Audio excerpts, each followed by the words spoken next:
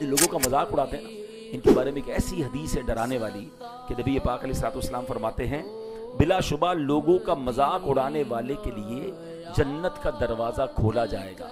اسے بلایا جائے گا آؤ قریب آؤ، جب وہ جنت کے قریب آئے گا تو دروازہ بند کر دیا جائے گا، اسی طرح کئی بار کیا جائے گا۔ آپ اس کی حسرت سوچیں جو محشر کے میدان میں تپتی دھوپ میں کھڑا ہوگا، سورج 1 میل پر ہوگا اور لوگ پسینے میں شرابور ہو رہے ہوں گے اور اعلان ہوگا کہ آ جاؤ جنت کی طرف، اس کی خوشی کا عالم کیا ہوگا۔ مگر جب جنت کے دروازے پر پہنچے گا تو وہ دروازہ بند کر دیا جائے گا، اس کو دوبارہ بلایا جائے گا، دوبارہ بند کر دیا جائے گا۔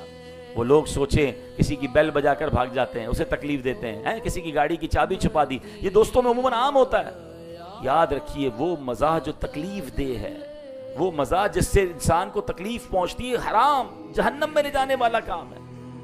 ایک ایسا مزاح ہوتا ہے جس میں چلے مسکراہٹوں کا تبادلہ ہو گیا، کوئی اچھی بات کر لی مگر اس میں جھوٹ نہیں ہے، اس میں دل آزاری نہیں ہے، وہ ٹھیک ہے، لیکن باقاعدہ تکلیف پہنچائی جاتی ہے، جھوٹی خبر دی جاتی ہے تمہارے والد کا ایکسیڈنٹ ہو گیا ہے، وہ بیچارہ روتا ہوا گھر پہنچتا ہے تو پھر بعد میں ہنستے کہ ہم تو مذاق کر رہے تھے، اور اس بنا پر بعض اوقات ایکسیڈنٹ ہو جاتے ہیں لوگوں کے، وہ بیچارہ جلدی گاڑی چلاتا ہے کہ والد ہاسپٹل میں، والدہ ہاسپٹل میں۔ یہ کیسا مذاق ہے؟